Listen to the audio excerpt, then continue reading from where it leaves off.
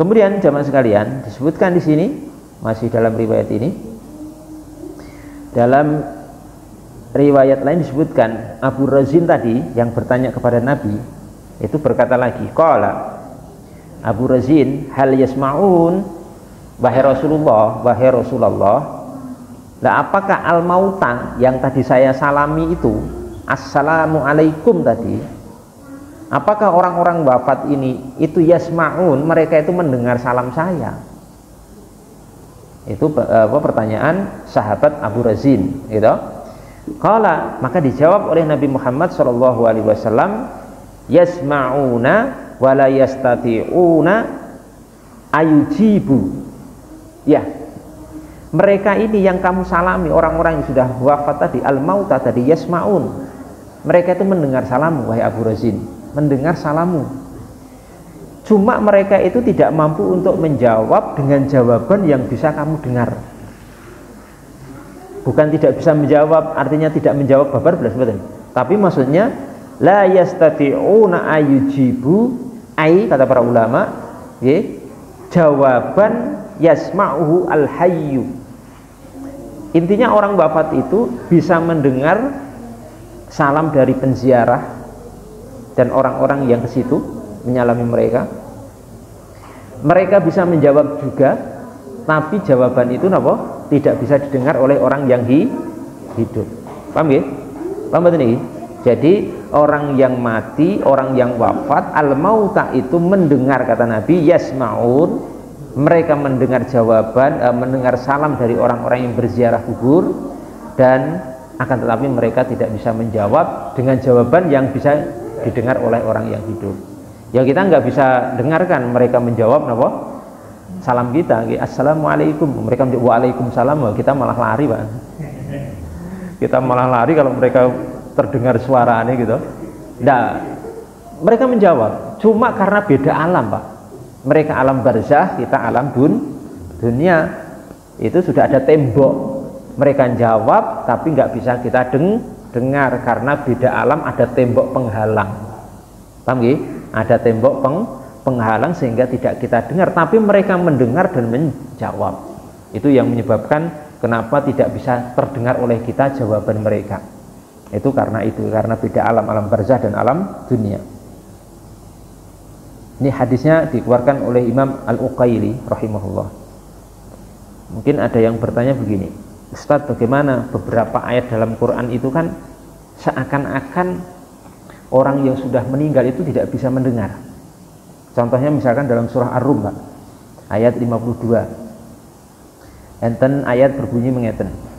Fa innaka la tusmi'ul mauta wa la tusmi'u summa du'a idza wallau mudbirin. Niki tracingnya pada kalimat niki. Fa innaka la tusmi'ul mauta. Wahai Muhammad sallallahu alaihi wasallam, kamu tidak akan bisa membuat orang mati itu mendengar. Loh, berarti ini kan orang mati nggak bisa mendengar.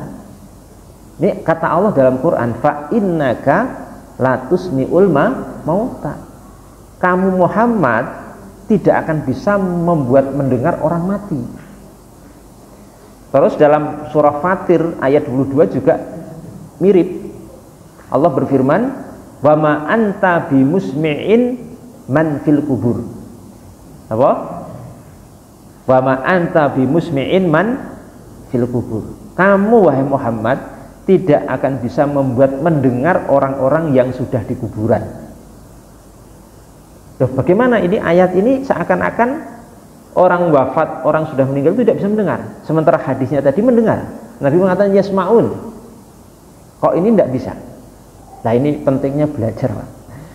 Pentingnya panjenengan belajar benar-benar dari ahlinya dan mempelajari, memahami dalil-dalil itu memang sesuai metodologi yang diwariskan para ulama.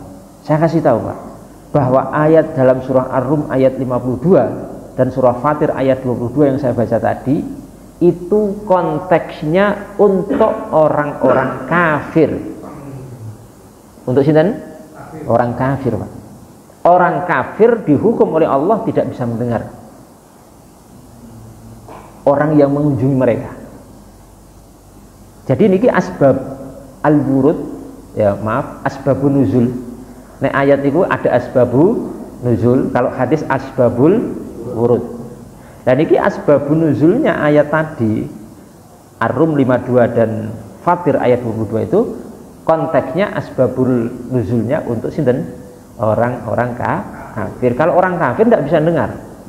Panjenengan bisa cek keterangan saya ini di kitab-kitab tafsir, silahkan dicek Pak.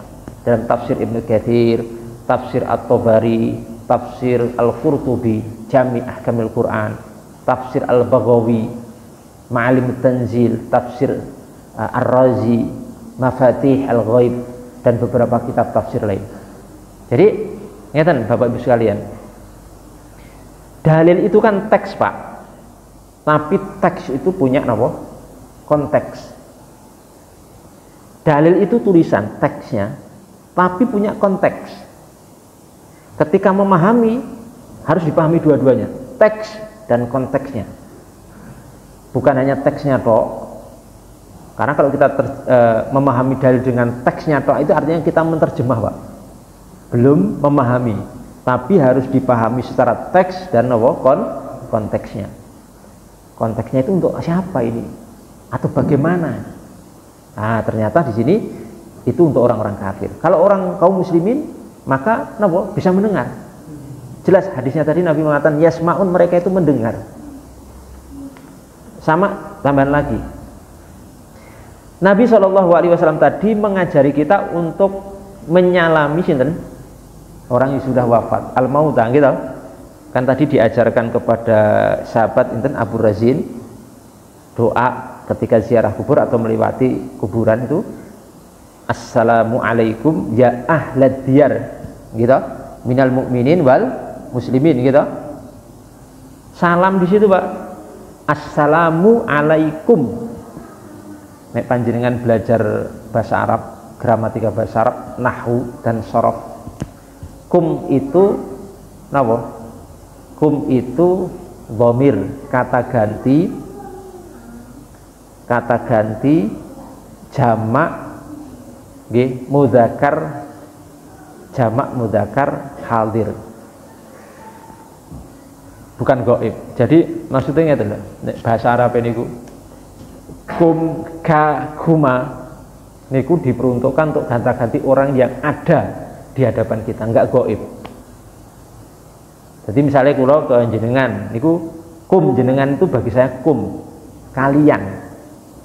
Dalam bahasa Arab itu maknanya orangnya ada, hadir di hadapan kita. Niku pakai napa? Kum. Kalau satu ka. Oke.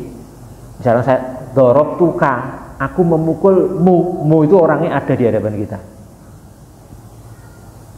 Bukan pakai hum. Nek hum itu orangnya gaib, enggak ada.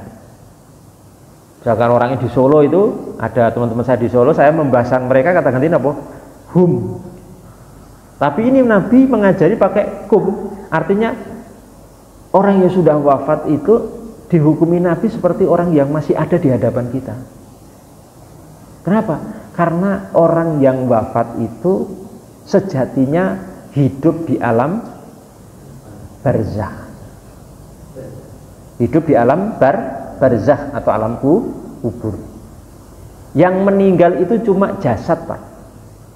Menurut keyakinan ahlu sunnah wal jamaah, yang namanya meninggal itu cuma jasad. Namanya ruh atau nyawa itu tidak akan pernah mati.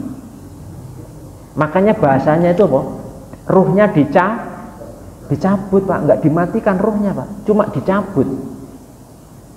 Jadi yang meninggal itu sebenarnya cuma jasad-jasad kita nih Pak. Tapi namanya arwah, ruh itu nggak akan pernah mati, cuma pindah alam.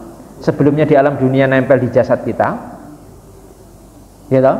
Ketika dicabut malaikat, maka bahasanya dicabut, bukan dibunuh, karena nggak bisa dibunuh. Nyawa itu nggak bisa dibunuh, nyawa itu nggak bisa dimatikan, maka cuma dicabut, pindah alam.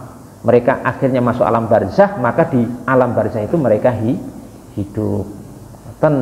Makanya ketika mereka masih hidup di alam barzakh, membahasakannya Nabi itu pakai kum. Assalamualaikum ya, itu pakai ya. Assalamualaikum ya. Ya niku napa? niku namine harfu nida, Pak. Harfu nida itu huruf memanggil. Huruf apa? Panggilan he, jadi ini Nabi itu mengkondisikan orang wafat itu seakan-akan masih hidup di hadapan kita. Bisa dipanggil apa? Dipanggil. Ya ahlad diyar minal mu'minina wal muslimin fa inna bikum insyaallah lahikun. Tuh. Jadi arwah itu tidak akan pernah mati. Makanya kula panjenengan kalau suatu saat wafat, gitu. Satu saat apa? Wafat. Ya. Jenengan pengen cepet apa pengen rada suwe?